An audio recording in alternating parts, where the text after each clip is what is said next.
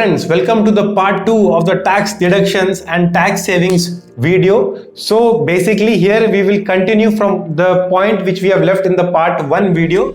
So even if you have not watched the part 1 of the tax deductions and tax savings video, it is fine. You can still understand all the sections which I am going to explain in this video. But if you want to know all the tax deductions that are there in the Income Tax Act, then it is better you watch the part 1 video also, because 3 sections I've already discussed there. So I will continue from the 4th section in this video on how to save taxes.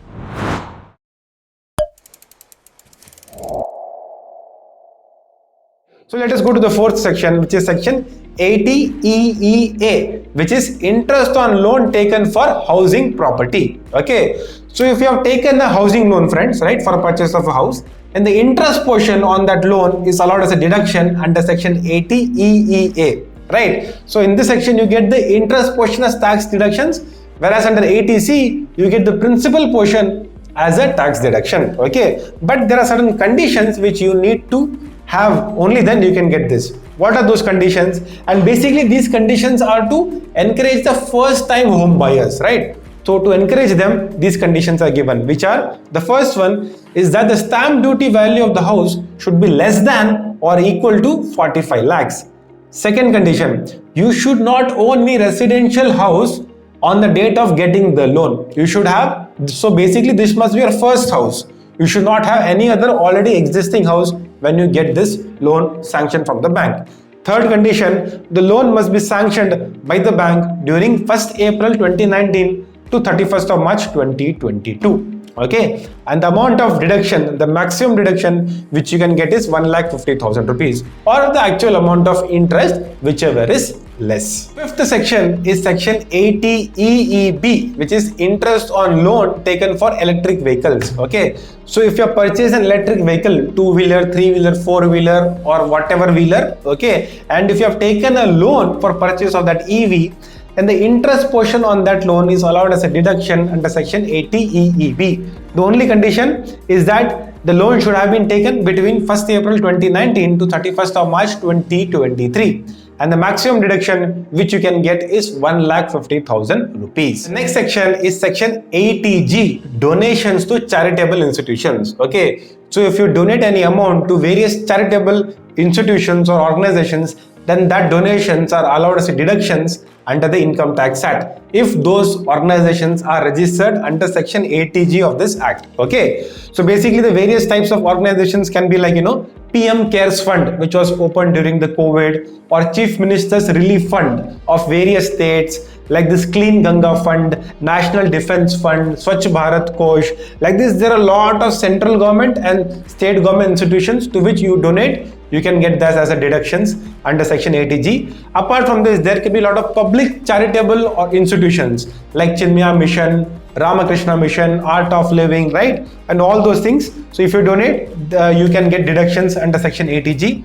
Apart from that, even smaller organizations which can be operating near your house, right? Small charitable institutions who might be doing social or charitable services like giving free food, clothing, education, or providing free healthcare services. So even if you donate to them, that amount is allowed as a deduction under section 80G. The only thing which you need to know is that before donating, just check with them whether those institutions are exempt under section 80G, whether donations are exempt. So if they are exempt, then whatever amount you donate, you will be getting as deduction under section 80G. That is the only thing. And the good thing is that, friends, there is no limit for donations under 80G. You can donate 100 rupees or 100 crores also. There is no limit. Okay. But the only thing is that the donations cannot be in kind. Okay. And cash donations are allowed only up to 2,000 rupees. More than 2,000 if you have to donate, then it has to be non-cash. Basically like, UPI, credit card, debit card, net banking, right, or checks. Only through that mode you can donate. And the next section is section 80GGC, contribution to political parties. So if you want to donate, if you're very generous, you can give donations to political parties also. But only thing is that it should be not a cash donation. Non-cash donations are only allowed.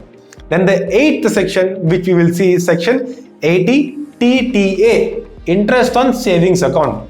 Okay, so if you have a savings account with a bank or a post office, then the interest which you get on that savings account is allowed as a deduction under section 80 TTA. Okay, and the maximum limit which you can get deduction is only 10,000 rupees.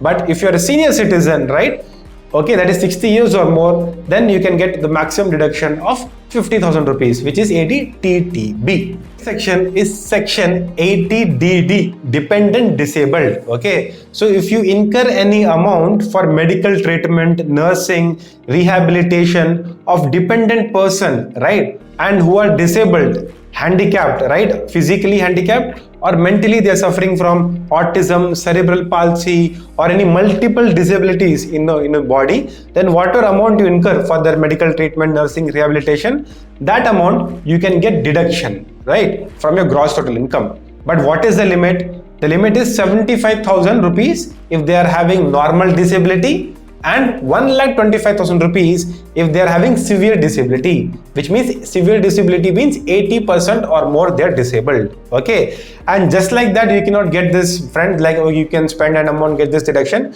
You need to get a certificate for that person who is disabled, from medical authorities. So only then you have to have that certificate to prove that they are disabled. Okay, then only you can get this. So you can get from a nearby hospital, they will guide you how to get this. Okay, and so basically this is allowed for your spouse, your children, your parents, and your brothers and sisters. Only for these dependent people you can get the amount spent as a deduction. Okay, apart from that, even if you deposit any amount for the life insurance with LIC or any other scheme which is there in the LIC, those amount contributed is also allowed as a deduction. Okay, apart from that, if you yourself are a disabled person, then you can also get this deductions of 75,000 or 1,25,000 under section 80U. Go to the second last section, which is section 80DDB, medical treatment. Okay, so if you do any medical treatment of certain specific diseases or ailments, okay, for which a prescription is needed from neurologist, oncologist, urologist, or like this any other specialist, right, medical treatment, then those amounts whatever you incur are allowed as a deduction under section 80DDB. And those specific diseases are, like, for example, Parkinson's disease, dementia, AIDS, like this. There are a lot of diseases which are specified under the Income Tax Act. Okay, I have given links in the description wherein you can find a list of all the diseases. So any amount incurred for medical treatment is allowed as a deduction, and it is allowed for yourself and your dependent people, which means your spouse, children, parents, and brothers and sisters. Okay, and what is the amount? Actual amount or 40,000 rupees, whichever is less, right? And if any of them are senior citizens, then the maximum amount you can get is 1 lakh rupees under 80DDB.